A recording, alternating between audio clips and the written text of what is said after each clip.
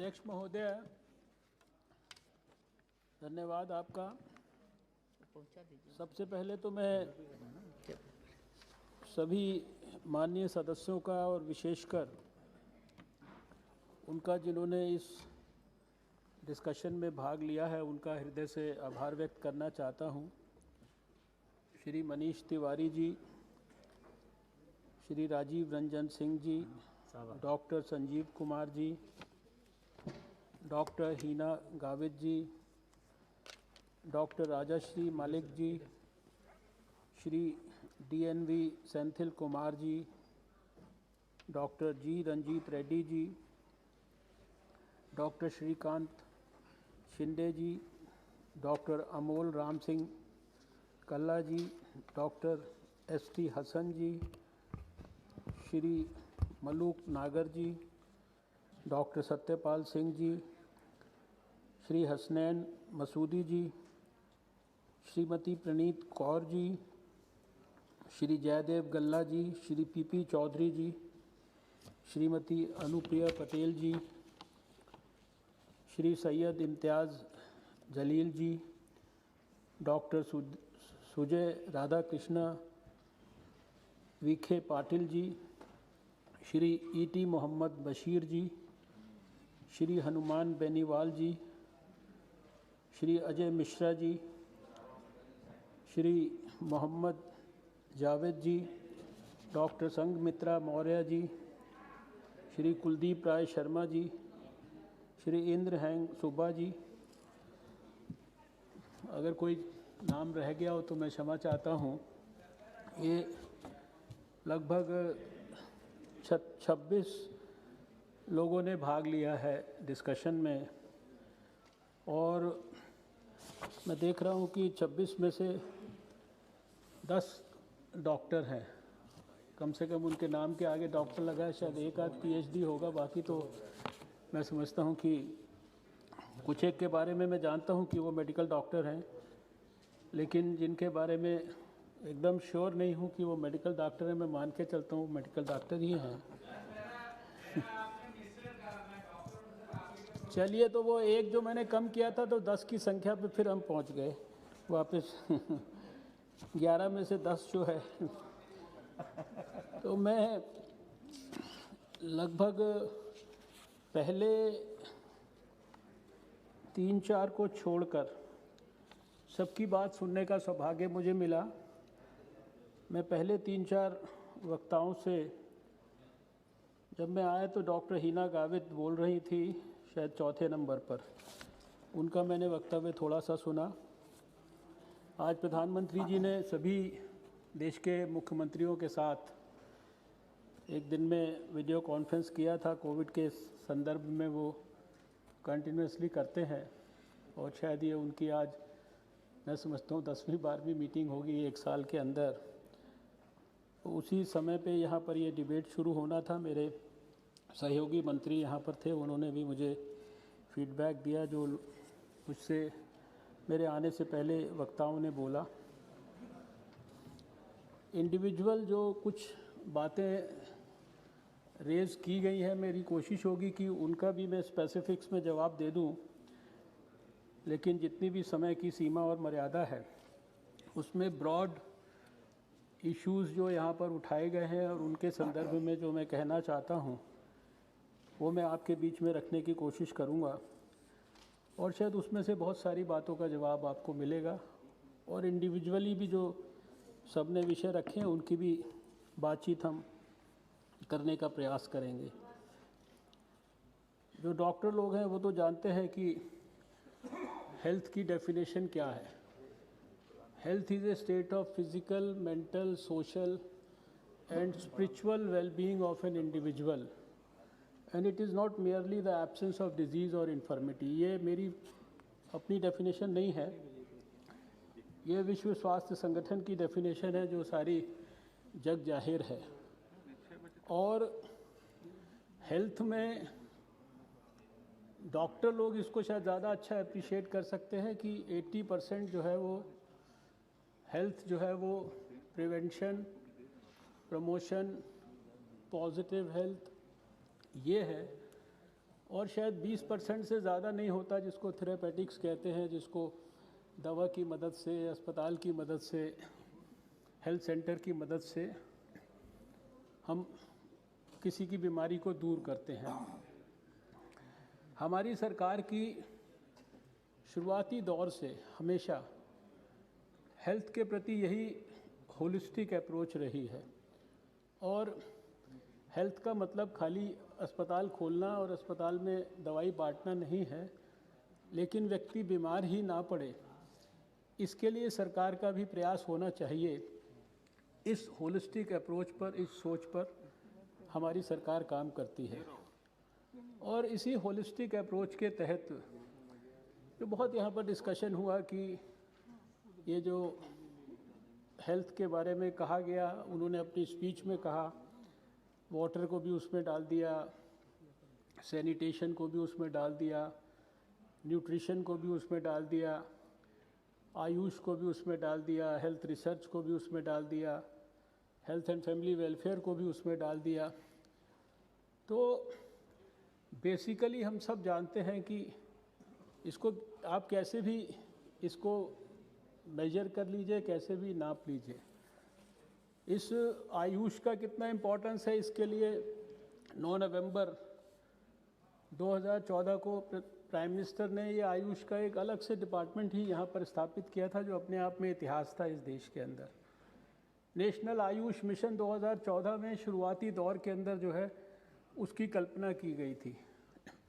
और इस नाते हम ये भी जानते हैं कि अगर किसी गांव में हम समाज के लोगों को अगर शुद्ध जल प्रोवाइड कर दें, वहाँ सैनिटेशन सिस्टम्स को इम्प्रूव कर दें, बच्चों के लिए न्यूट्रिशन की व्यवस्था उपयुक्त कर दें, तो शायद जो majority of the health issues हैं वो उसी से हैंडल हो जाते हैं।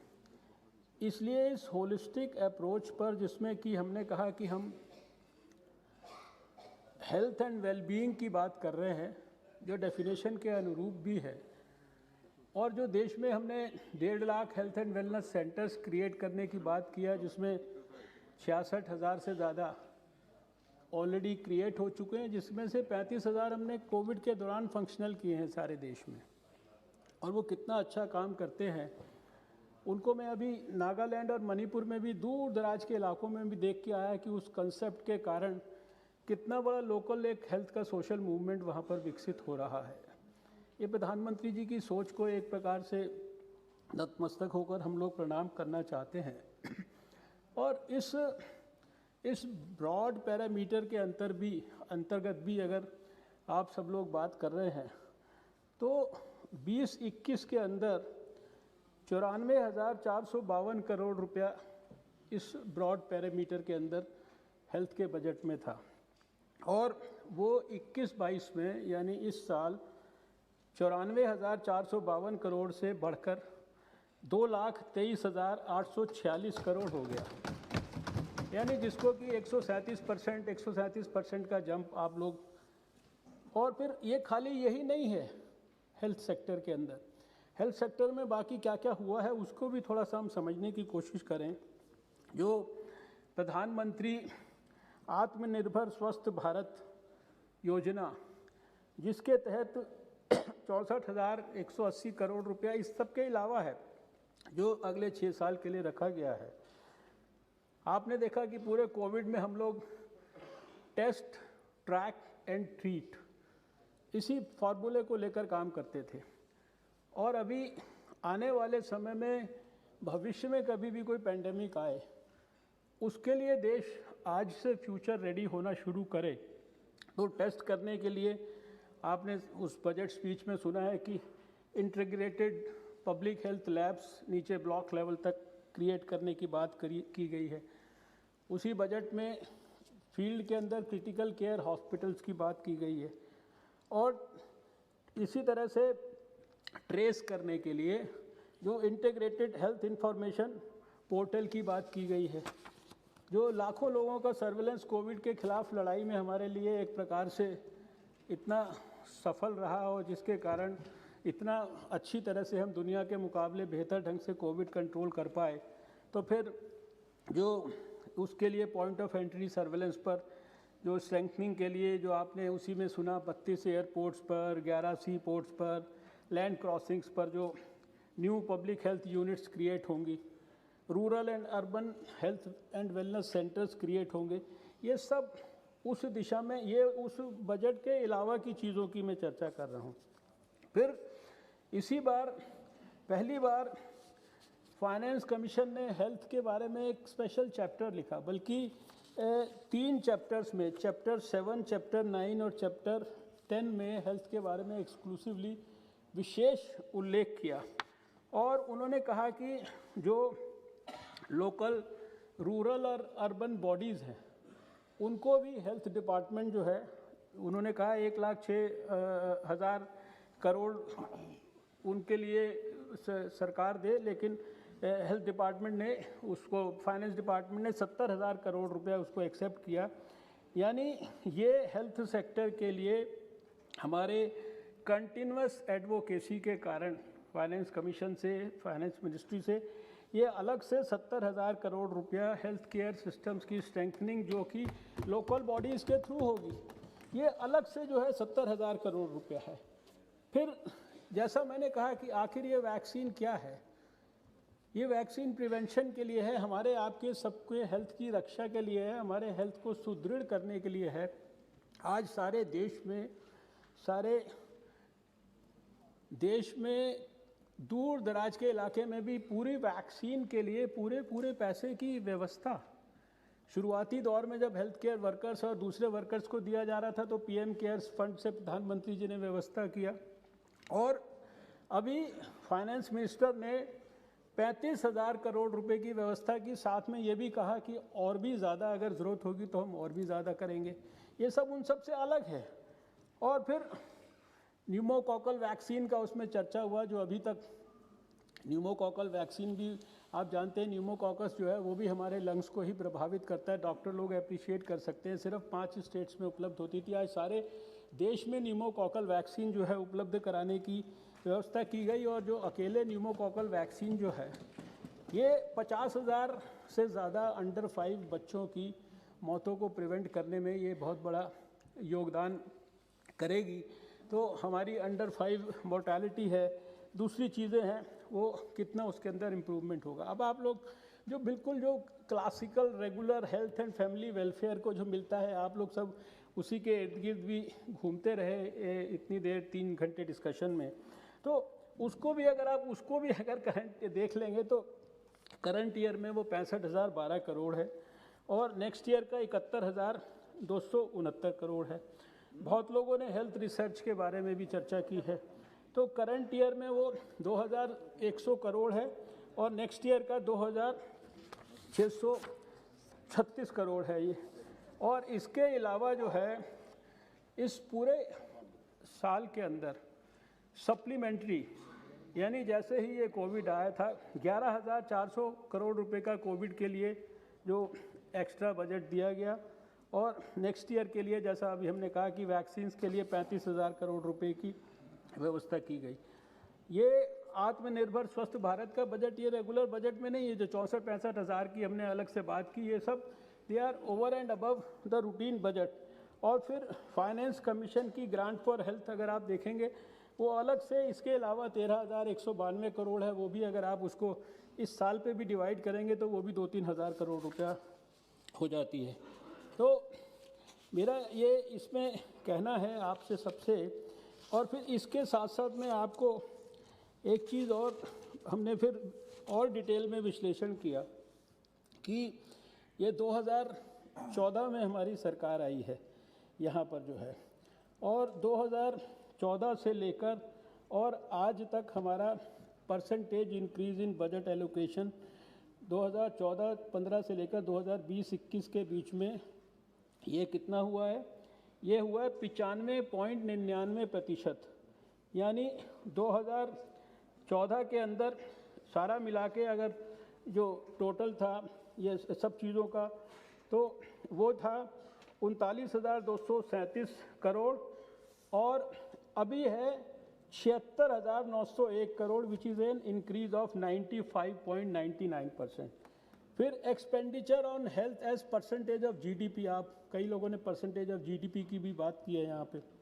2014 में ये 1.3 था, 2020-21 में ये परसेंटेज जो है ये 1.8% ऑफ जीडीपी, 0.5% का जो इंक्रीज़ होता है जीडीपी में, this is as per the economic survey, ये हमारा अपना कोई डाटा नहीं है हमारे मिनिस्ट्री का, ये 0.5% का जीडीपी में। आप देखिए कि नेशनल हेल्थ पॉलिसी 2017-18 के 17 में बनी थी, तब कहा गया था कि 25 तक हम 2.5 तक पहुँचेंगे, और इस बीच में ये 0.5, इसको 0.5 नहीं समझने की ज़रूरत है, ये 1.8 तक अगर हम आए हैं तो ये काफ़ी।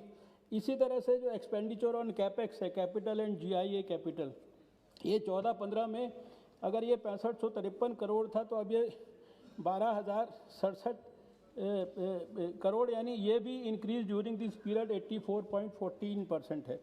फिर की सेक्टर्स का भी हमने देखा, एनएचएम के अंदर 49.34% का इंक्रीज़ है। फिर एक और दूसरी नई स्कीम के अंदर 166.67 का पीएमएसएसवाई, जिसके कारण आपके जगह जगह एम्स और दूसरी एक्टिविटीज़ हो रही हैं, वो 1906 करोड़ था 2014-15 में, और 2021-22 में वो 7,000 करोड़ हो गया, यानी that is a rise of 267.26%। नाको के अंदर 2014 में 1785 करोड़, आज ये 2900 करोड़ है। Again it is a quite a significant increase. और फिर हमारे ये सेंट्रल हॉस्पिटल्स के अंदर ये 153.74% का इंक्रीज़ है, और इंस्टीट्यूट ऑफ नेशनल इम्पोर्टेंस जो हैं देश में, उनके अंदर 193.60% का इंक्रीज़ है। एक भी ऐसा आंकड़ा मुझे नहीं मिला ढूंढने पे, मैंने 14 से 21 के बीच का भी निकाल के देखा, इस साल का पिछले साल का भी निकाल के देखा, कोविड के पूरे काल का भी निकाल के देखा। इसलिए आप लोग इस बारे में ज़रा भी कोई मन में शक शुबह और शंका ना रखें। प्रधानमंत्री नरेंद्र मोदी जी की सरकार का हेल्थ के प्रति, और वो इस बात को गहराई से समझते हैं कि हेल्थ का, एजुकेशन का, न्यूट्रिशन का, इन चीज़ों का समाज के विकास के लिए, ग्रोथ के लिए कितना बड़ा इम्पोर्टेंस है। इसलिए एजुकेशन के लिए भी नई पॉलिसी लाई गई, पोषण के लिए नेशनल न्यूट्रिशन मिशन, इतना बड़ा पोषण अभियान देश के अंदर चल रहा है, और उसको पानी की जो महत्व है उसको समझते हुए पानी के लिए कितना बड़ा आंदोलन एक प्रकार से, यानी आंदोलन खाली बातों का आंदोलन नहीं है, andolan is also supported and strengthened by budgetary allocation. इसलिए एज ए हेल्थ मिनिस्टर मैं तो बहुत खुश हूँ कि पोषण के लिए भी बढ़ रहा है, सैनिटेशन के लिए भी बढ़ रहा है, और वाटर के लिए भी बढ़ रहा है, मेरे अपने डिपार्टमेंट के लिए भी बढ़ रहा है, रिसर्च के लिए भी बढ़ रहा है, वैक्सीनेशन के लिए भी बढ़ रहा है, न्यूमोकॉकल वैक्सीनेशन के लिए भी बढ़ रहा है, सब चीज़ों के लिए बढ़ रहा है। तो इसमें कोई इतनी ज़्यादा हमारे लिए दुख की कोई बात इसमें कतई नहीं होनी चाहिए। फिर देखिए, मेरा ये भी कहना है आपको कि इसके साथ साथ ये जो है प्रधानमंत्री, कुछ लोगों ने पूछा भी है, और अभी कैबिनेट ने भी अप्रूव किया, डेडिकेटेड जो है प्रधानमंत्री स्वास्थ्य सुरक्षा निधि। आप में से भी किसी ने पूछा कि ये हेल्थ और एजुकेशन का सेस लेते हैं, ये कहाँ जाता है, इसका क्या है? तो वो 4% जो लिया जाता है उसका 1% वो डेडिकेटेडली जो है वो प्रधानमंत्री स्वास्थ्य सुरक्षा निधि, उसको नोटिफाई किया गया। अभी कैबिनेट ने भी उसको औपचारिक तौर पे अप्रूव किया। वो रिज़र्व फंड है, नॉन लैप्सेबल फंड है, और 20-21 में उस फंड में 20,000 करोड़ रुपया, और अगले साल के अंदर 25,000 करोड़ रुपया। ये 1% ऑफ दैट 4% जो है वो एक्सक्लूसिवली डेडिकेटेड टू हेल्थ है। ये this is again over and above what we get in health. और फिर इन सब चीज़ों के ऊपर देखिए, कोई, शायद मुझे नहीं लगता आज तक कोई ऐसा प्रधानमंत्री हुआ होगा। प्रधानमंत्री जी ने इस बार एक एक सेक्टर के जितने स्टेक होल्डर्स थे, यानी कोई कॉरपोरेट है, इंडस्ट्री है, एकेडमिक वर्ल्ड है, दूसरा है मार्केट के अंदर रिलेटेड लोग हो सकते हैं जिनका भी उस विषय के साथ किसी भी तरीके से कंसर्न हो सकता है। उनके साथ 3-3, 4-4, 5-5 घंटे की उन्होंने ब्रेनस्टॉर्मिंग की वर्कशॉप किया। इसी बजट के आने के बाद मुझे अपने विभाग का पता है कि 23 फरवरी को उन्होंने किया था। कम से कम 3.5-4 घंटे वो मीटिंग चली। सारे स्टेक होल्डर्स उसके अंदर थे। उनके सबके और सुझाव लिए गए कि और भी कोई अच्छे सुझाव हैं तो दीजिए, तो हमें अगर उसमें और इम्प्रूवमेंट करना है इम्प्रूवमेंट भी करेंगे। और 1 अप्रैल से हर हालत में जितनी भी घोषणाएं बजट में की गई हैं उन घोषणाओं को हर तरीके से 1 अप्रैल से इम्प्लीमेंट करना है। इसके लिए स्वयं प्रधानमंत्री जी खुद सारे के सारे विषय को मॉनिटर कर रहे हैं। ये अपने आप में यूनिक है। आई थिंक किसी ने कभी इस लेवल का जो है ना, और ये खाली मेरे डिपार्टमेंट के लिए नहीं उन्होंने किया, उन्होंने सारे डिपार्टमेंट्स के साथ इसी प्रकार की 3-3, 4-4, 5-5 घंटे की जो है मीटिंग्स की। उन डिपार्टमेंट से रिलेटेड सारे स्टेक होल्डर्स को उन्होंने बुलाया और उसके बाद जो है बात हुआ। ये हमने, हमारी जो सरकार है शुरू से, या बहुत सारे लोगों ने कहा कि ये हेल्थ फैसिलिटीज़ के बारे में डॉक्टर कहाँ से आएगा, कईयों ने डॉक्टरों की रेशो इत्यादि के बारे में भी बात की गई है। तो सिर्फ थोड़ा सा ख्याल कराना चाहता हूँ कि रिफॉर्म्स की दृष्टि से हमारी सरकार ने, आप सब ने मिलकर डिस्कशन करके नेशनल मेडिकल कमीशन आपने बनाया, अभी इसी हाउस में आएगा। अभी हमने कल ही राज्यसभा में पास किया, जो लॉन्ग अवेटेड था। आपको सुनकर आश्चर्य होगा कि 1953 से उसके बारे में बात चल रही थी, जो allied and health care professions का जो बिल है, जिसको कल राज्यसभा ने पास किया, यहाँ पर भी चर्चा होगी, वो हमारी सरकार ने पास किया। और अभी बहुत जल्दी national nursing and midwifery commission, national dental commission, और एक ऑलरेडी मनीष तिवारी जी ने चर्चा किया था, वो स्टेट्स के साथ कंसल्टेशन में चल रहा है। पब्लिक हेल्थ बिल, वो जब कंसल्टेशन पूरा होगा। और एक और बड़ा रिफॉर्म भी यहाँ पर हुआ था, prohibition of E cigarettes act वाला, जो दिसंबर 2019 में। अब मैं आपको सिर्फ ये कुछ आंकड़े, इनसे आपको ध्यान में आएगा कि 2014 यानी देश के आज़ाद होने से लेकर 2014 तक हमारे भारत में मेडिकल कॉलेज कितने थे? 381। और आज ये 2020 के मैं बता रहा हूँ, अभी जो आजकल in the various phases of development हैं, वो शायद इसमें गिनती भी नहीं होगी उनकी। ये 381 से 2014 में ये हो गए 562 2020 के अंदर। This is an increase of 47.5%। फिर यूजी सीट्स, बहुत लोगों ने कहा डॉक्टर कहाँ से आएगा, डॉक्टर कहाँ है, इतने कैसे होंगे। 2014 में यूजी सीट्स थी 54,348 और अभी 2020 में ये यूजी सीट्स हो गई 84,649। This is again an increase of 48%। फिर पीजी सीट्स की बात करते हैं।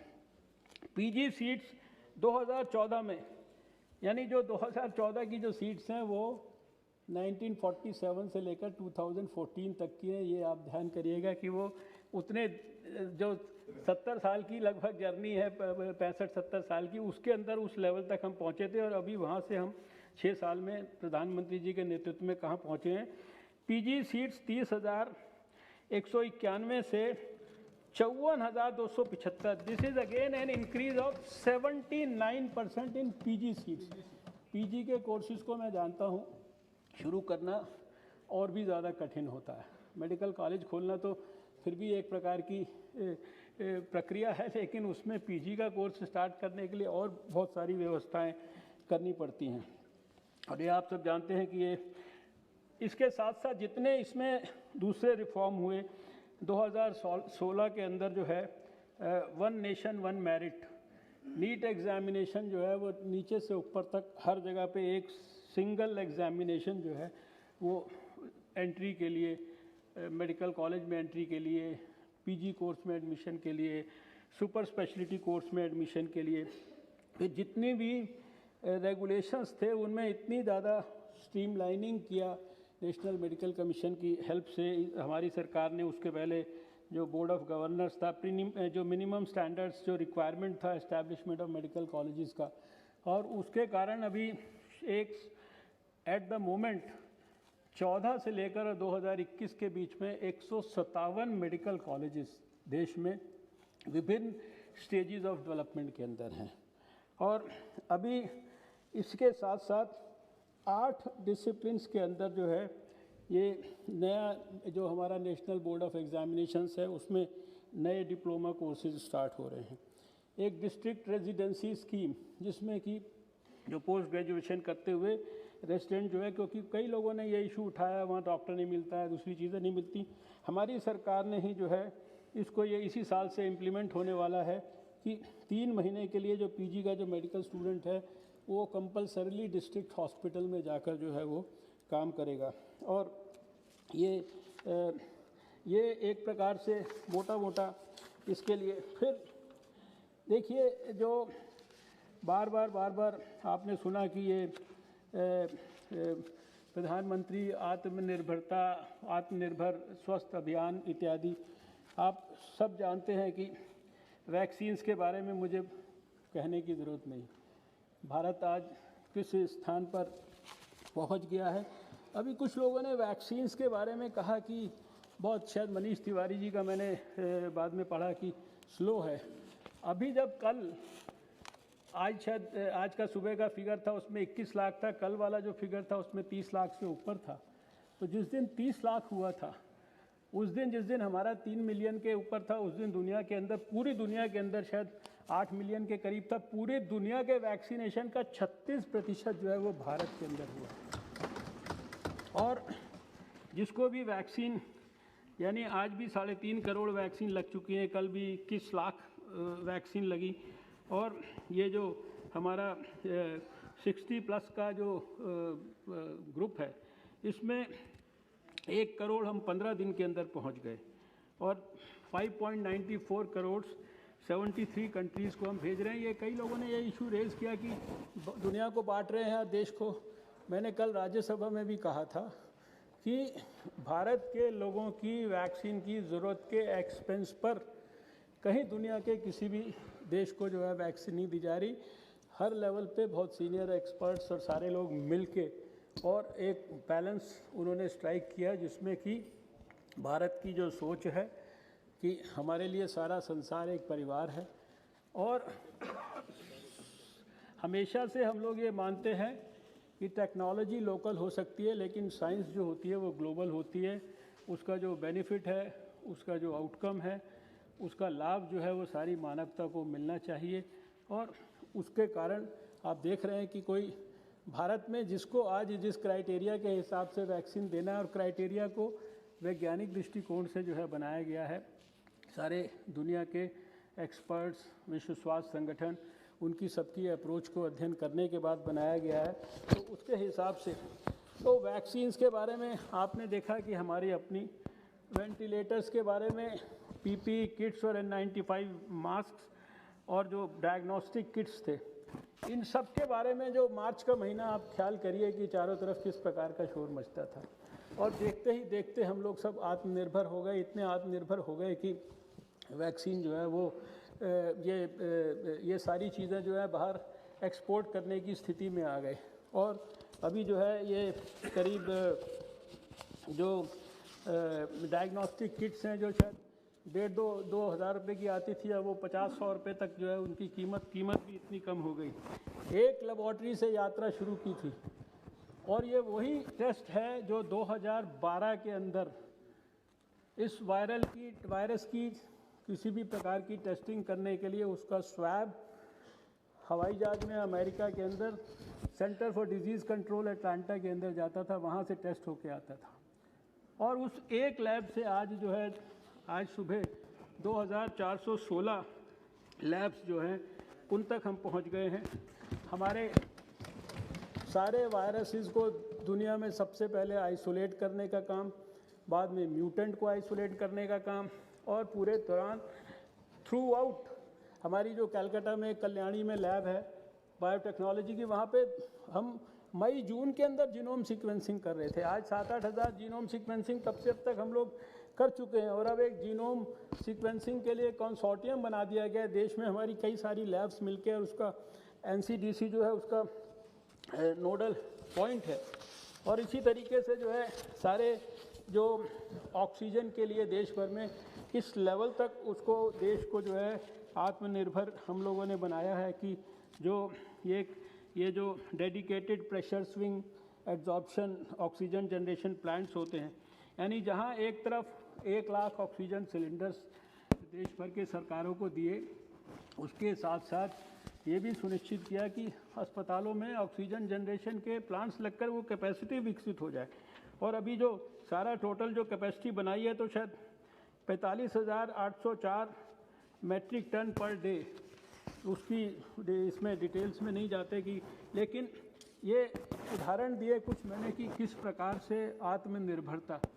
ये जन औषधि केंद्र अभी 7 तारीख को प्रधानमंत्री जी ने स्वयं जो है 7,500वां, अब ये 2008 से लेकर और 2014 तक देश में 86 थे खुले थे, यानी 6 साल में 86, और 2020 में इनकी संख्या थी 7,300।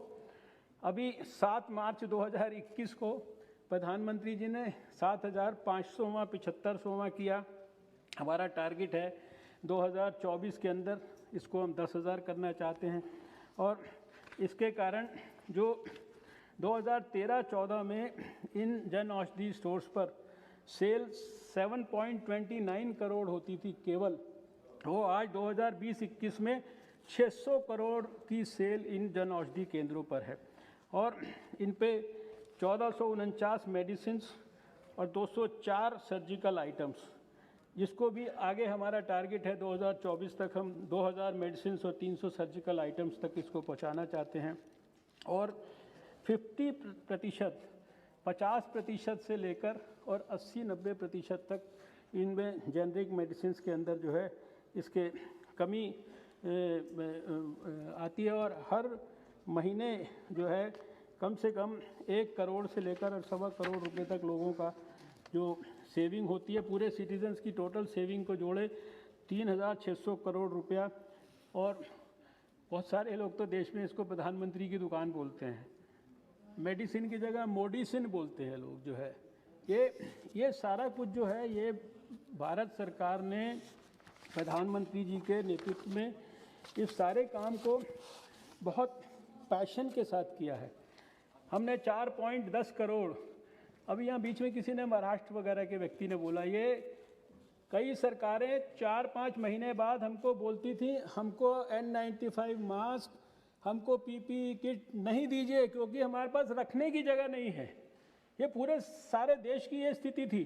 4.10 crore N95 mask, 1.70 crore PPE kits और 37,000 जो है वेंटिलेटर्स जो है ये हम लोगों ने देश भर के अंदर बांटे। और अभी मैंने ऑक्सीजन वगैरह का तो आपको डिटेल्स बताया। फिर 2003 तक एक all India institute of medical sciences देश में था न्यू दिल्ली में। 15 अगस्त को जब प्रधानमंत्री अटल बिहारी वाजपेयी जी लाल किले पे गए थे 2003 में, तो उन्होंने 5 और एम्स की अनाउंसमेंट की थे। सुषमा स्वराज जी स्वास्थ्य मंत्री थी।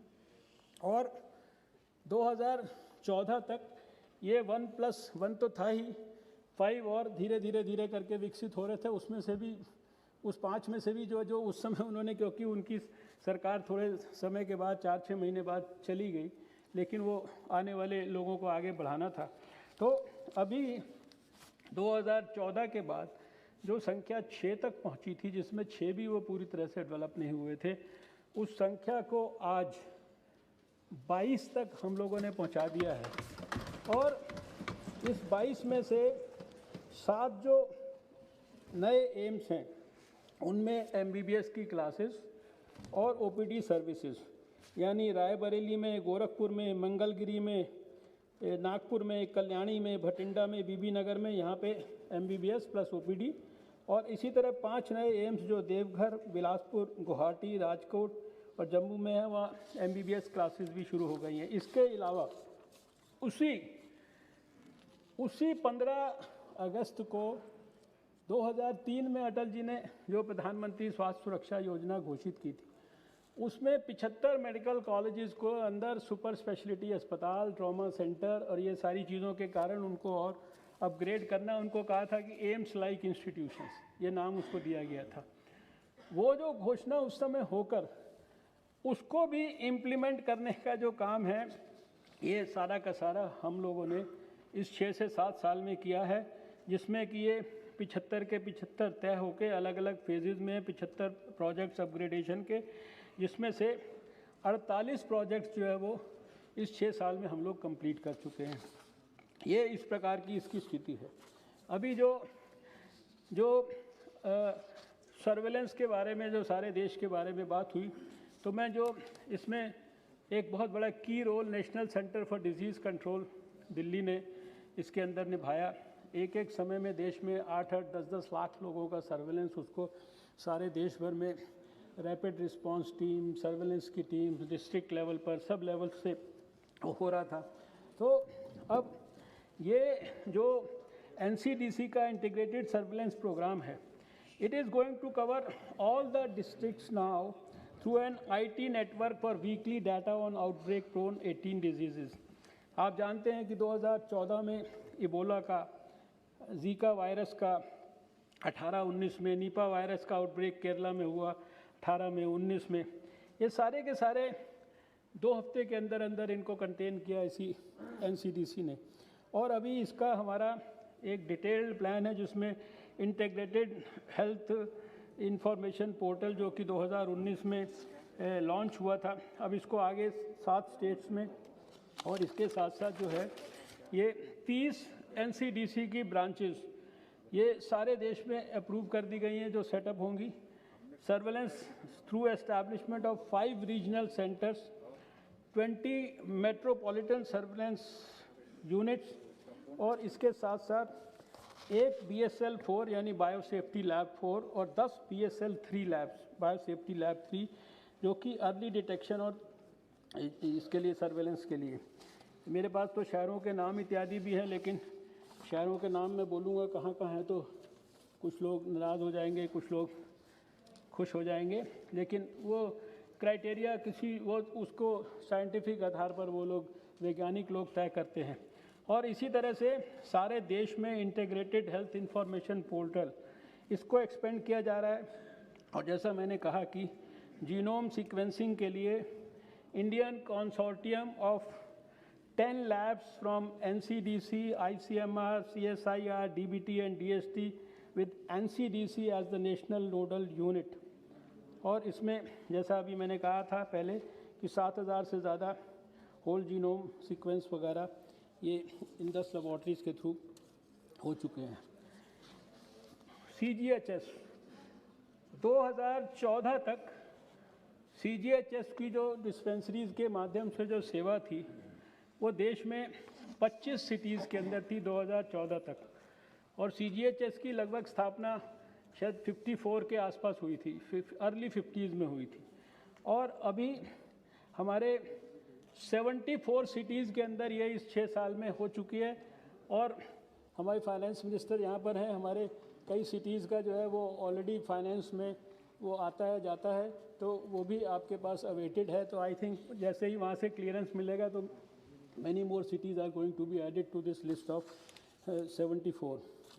ICMR के बारे में तो मैंने अभी आपको बताया कि 1 से 2412 लैब्स, अभी लगभग 23 करोड़ से ज़्यादा टेस्टिंग हो गई। जो टेस्ट टेलीविज़न चैनल बोला करते थे, तो 1 मिलियन टेस्ट से ज़्यादा रोज़ जो है वो जून जुलाई अगस्त के महीने में इस देश के अंदर होने शुरू हो गए थे। और जो ICMR का जो नेशनल इंस्टीट्यूट ऑफ वायरोलॉजी है, उसके पैटर्न के 4 रीजनल, क्योंकि बहुत लोगों ने अभी यहाँ कहा कि इसके लिए रिसर्च के लिए पैसा नहीं, ये सारे जो इंस्टीट्यूशंस एस्टैब्लिश हो रहे हैं रिसर्च के लिए हो रहे हैं। यानी आज तक 1947 से लेकर और 2021 तक एक लेबॉर्ट्री NIV पुणे में उस तरह की, और आज हम 4 रीजनल NIV स्थापित करने की बात कर रहे हैं। 9 बायोसेफ्टी लेवल 3 लैब्स की बात कर रहे हैं। एक national institution of one health की बात कर रहे हैं। एक regional research platform for WHO south east Asia, इसके लैब की बात कर रहे हैं। यानी इतनी सारी चीज़ें इस ICMR के माध्यम से, और इसी ICMR के माध्यम से आपने देखा कि किस प्रकार से वो सारी जो 1000 से ज़्यादा जो किट्स, उनको वैलिडेट करने के लिए देश भर में 24 स्थानों पर स्पेशल व्यवस्था की गई। जब ये लेबॉर्ट्रीज़ खोली गई थी तो उस समय देश में लॉकडाउन लगा हुआ था, आवागमन संभव नहीं था, स्टोर्स डिपोज बनाए गए जगह जगह पर, और किस प्रकार से इन लेबॉर्ट्रीज़ के लिए सारा सामान वहाँ पर भिजवाया गया, और जो लोग टेस्टिंग के लिए नई किट्स बनाते थे उनको वैलिडेशन करने के लिए कितनी बड़ी प्रक्रियाएं की गई। तो ये सारा कुछ। फिर हेल्थ एंड वेलनेस सेंटर, जो कि प्रधानमंत्री जी का आयुष्मान भारत इतनी बड़ी योजना, जिसको कि उन्होंने कंसीव किया, और वो आज शायद दुनिया का सबसे बड़ा प्रोग्राम बन गया, मोस्ट एम्बिशियस प्रोग्राम, जो अगले साल 31 दिसंबर तक 1.5 लाख हमको खोलने की योजना है। वो 65,788 फंक्शनल हो चुके हैं, और जैसा मैंने पहले भी कहा था 36,000 इसमें से कोविड के दौरान फंक्शनल हुए हैं, और इनमें 40.79 करोड़ का फुटफॉल अभी तक हो चुका है, जिसमें कि 53.79% वुमेन है, और जो NCDs यानी non communicable disease, diabetes, hypertension और 3 किस्म के कैंसर, हमारी डॉक्टर जो है बहन, उसने इसके बारे में, कैंसर सर्विक्स के बारे में और कैंसर ब्रेस्ट के बारे में बात किया था। तो वो उनकी 25.28 करोड़ लोगों की इन हमारे हेल्थ एंड वेलनेस सेंटर्स के ऊपर स्क्रीनिंग हो चुकी है इन NCDs, और इनके लिए 64 लाख वेलनेस और योगा के सेशंस हो चुके हैं। जो मैंने शुरू में कहा ना, हेल्थ का मतलब प्रिवेंशन है, प्रमोशन है, पॉजिटिव हेल्थ है, वो मैं आपको बता रहा हूँ कि किस तरह के स्वास्थ्य का आंदोलन वहाँ पर विकसित हो रहा है।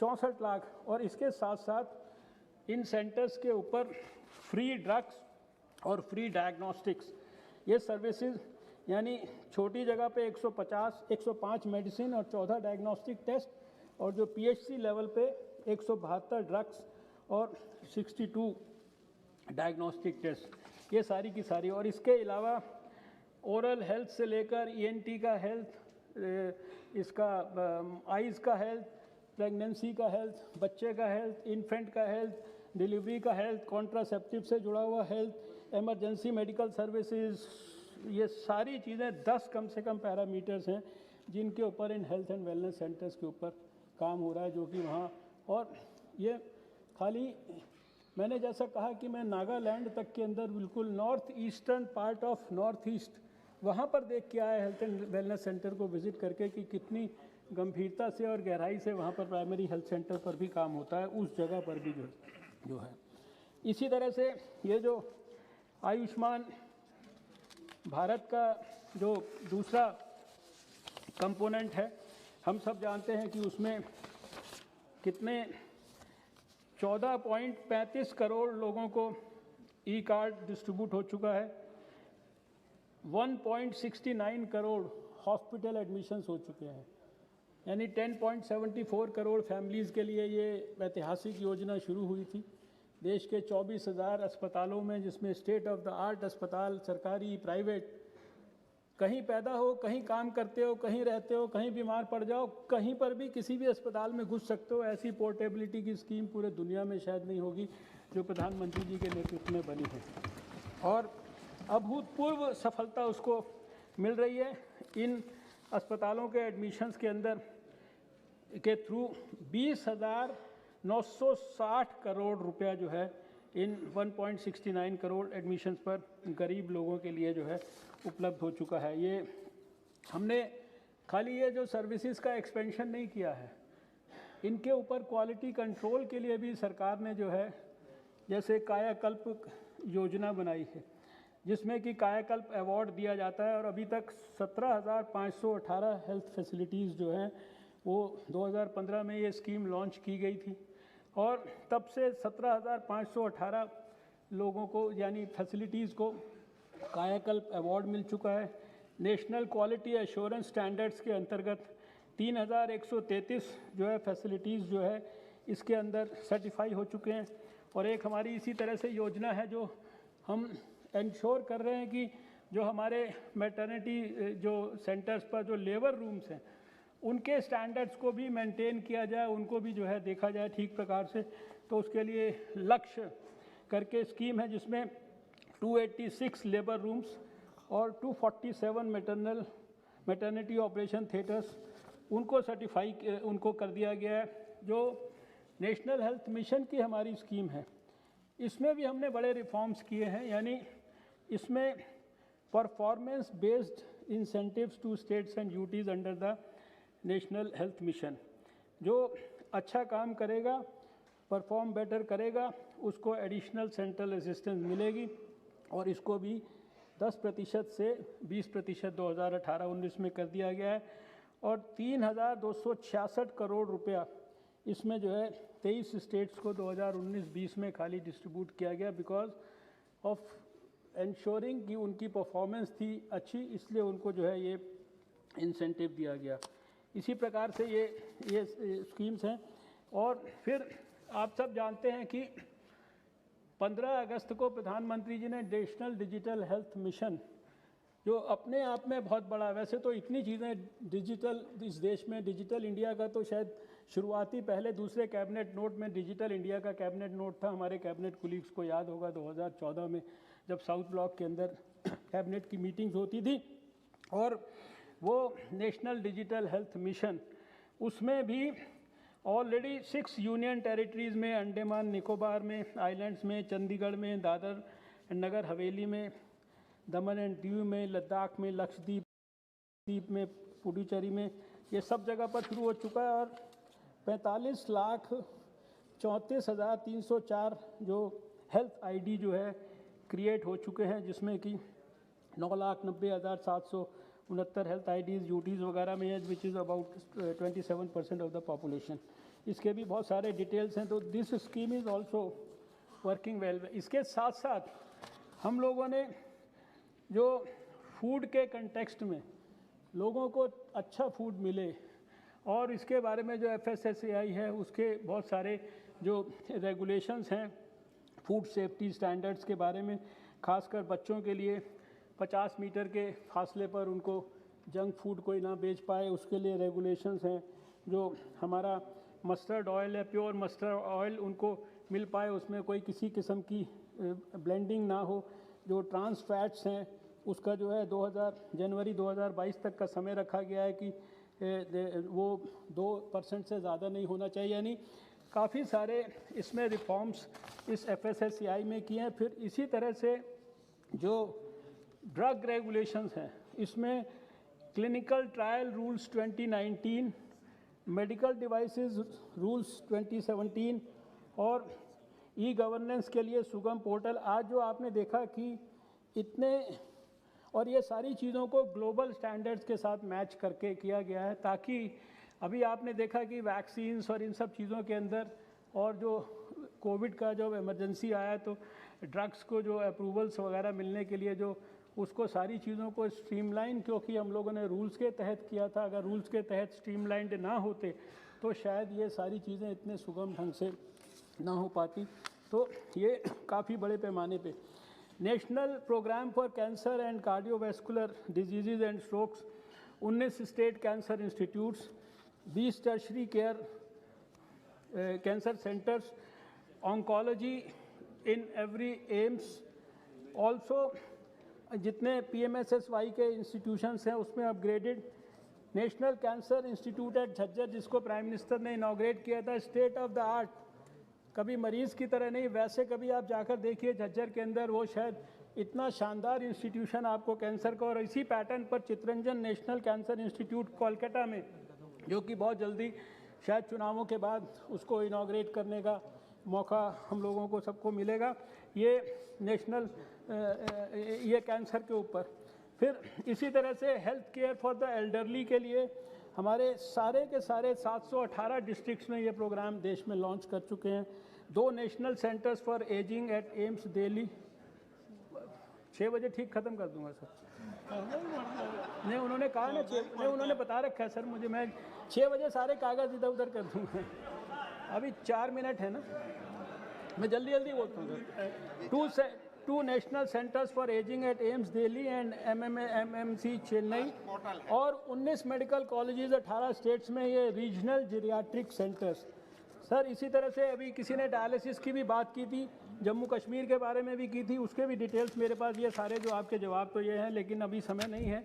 लेकिन प्रधानमंत्री नेशनल डायलिसिस प्रोग्राम जो है 35 स्टेट्स और यूटीज़ में 512 डिस्ट्रिक्ट्स में 923 सेंटर्स पर, जहाँ की 6020 हेमोडायलिसिस मशीन्स लगी हैं। 31 जनवरी तक 9.74 lakh patients availed dialysis services और 9,752 lakh availed haemodialysis sessions. National TB programme के बारे में आपको मैं बताना चाहता हूं कि टीबी हारेगा देश जीतेगा, ये हम लोगों का बड़ा एम्बिशियस प्रोग्राम है।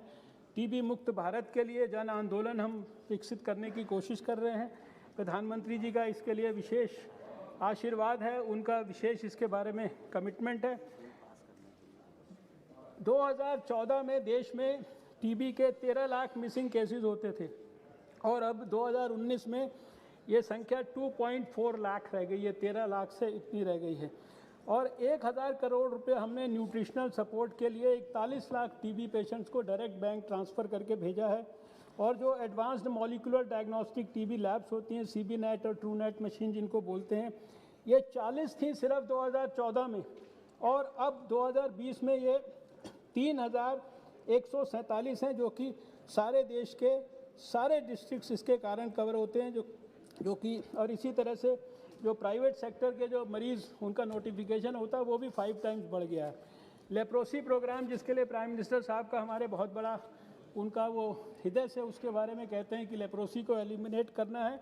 इसके लिए देश में अभी, जबकि 2014 में 175 डिस्ट्रिक्ट्स में था, जहाँ की हमारा ग्रेटर देन 1 पर 10,000 पॉपुलेशन होता था, यानी लेप्रोसी फ्री करने के लिए उससे कम होना चाहिए इसी डिस्ट्रिक्ट में, तो अभी वो 107 डिस्ट्रिक्ट में रह गया है। और ग्रेड 2 डिसेबिलिटी रेट भी जो है वो per million has got reduced from 4.1 to 1.96 in 2020।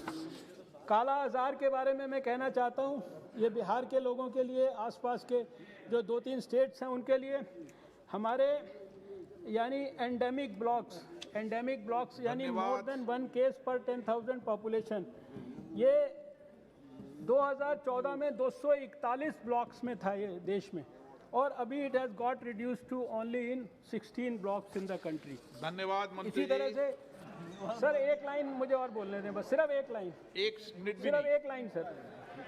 6 बजे बंद होता है सर एक, ये मलेरिया के बारे में सिर्फ मैं कहना चाहता हूँ कि वर्ल्ड मलेरिया रिपोर्ट 2018 और 2019 में इंडिया के रोल को मलेरिया बर्डन के लिए, जिसमें कि हमने 83.50% का डिक्लाइन, सभा की सहमति हो तो सभा की कार्रवाई 7 बजे तक के लिए बढ़ा दी जाए। स्वास्थ्य और परिवार कल्याण मंत्रालय से संबंधित अनुदानों की मांगों पर माननीय सदस्य श्री विनायक भाव राउत और श्री हनुमान बेनीवाल द्वारा अनेक कटौती प्रस्ताव प्रस्तुत किए गए। मैं अब इन कटौती प्रस्तावों को सभा के मतदान हेतु रखूंगा। प्रश्न ये कि माननीय सदस्यों द्वारा प्रस्तुत कटौती प्रस्ताव को स्वीकृत किया जाए। जो सदस्य इसके पक्ष में हाँ कहें, जो सदस्य विरोध में ना कहें। मेरे विचार में निर्णय ना वालों के पक्ष में, ना वालों के पक्ष में कटौती प्रस्ताव अस्वीकृत हुए। अब मैं स्वास्थ्य परिवार कल्याण मंत्रालय से संबंधित अनुदानों की मांगों को सभा के मतदान के लिए रखता हूं। प्रश्न ये कि अनुदानों की मांगों की सूची के स्तंभ 2 में स्वास्थ्य और परिवार कल्याण मंत्रालय से संबंधित मांग संख्या 44 और 45 के सामने दर्शाए गए मांग शीर्ष के संबंध में 31 मार्च 2022 को समाप्त होने वाले वर्ष के संधाई के दौरान होने वाले खर्चों की अदायगी करने हेतु अनुदानों की मांगों की सूची के स्तंभ 3 में दर्शाई गई राजस्व लेखा तथा पूंजी लेखा संबंधी राशियों से अनधिक संबंधित राशियां भारत की संचित निधि में से राष्ट्रपति को दी जाए। जो सदस्य इसके पक्ष में हाँ कहें, जो सदस्य विरोध में ना कहें, मेरे विचार में निर्णय हाँ वालों के पक्ष में स्वास्थ्य परिवार कल्याण मंत्रालय से संबंधित अनुदानों की मांगे पारित हुई। माननीय सदस्यगण, अविशिष्ट अनुदानों की मांगों के संबंध में अनेक कटौती प्रस्ताव परिचालित किए गए हैं। समय अभाव के कारण मैं सभी कटौती प्रस्तावों को प्रस्तुत किया हुआ मान रहा हूं। माननीय सदस्यगण, जैसी की परंपरा रही है, मैं सभी कटौती प्रस्ताव एक साथ सभा के मतदान के लिए रखूंगा। प्रश्न ये है कि अविशिष्ट अनुदानों की मांगों के संबंध में प्रस्तुत किए हुए माने गए सभी कटौती प्रस्ताव स्वीकृत किए जाए। जो सदस्य इसके पक्ष में हाँ कहें, जो सदस्य विरोध में ना कहें, मेरे विचार में निर्णय ना वालों के पक्ष में अविशिष्ट अनुदानों की मांगों के संबंध में प्रस्तुत किए हुए माने गए सभी कटौती प्रस्ताव अस्वीकृत हुए। अब मैं मंत्रालय विभागों से संबंधित अनुदानों की बकाया मांगों को सभा में मतदान के लिए रखूंगा। प्रश्न ये कि अनुदानों की मांगों की सूची के स्तंभ 2 में निम्नलिखित मंत्रालय विभागों से संबंधित मांग संख्याओं के सामने दर्शाए गए मांग शीर्षों के संबंध में 31 मार्च 2020 को समाप्त होने वाले वर्ष में संधाई के दौरान होने वाले खर्चों की अदायगी हेतु अनुदान की मांगों की सूची के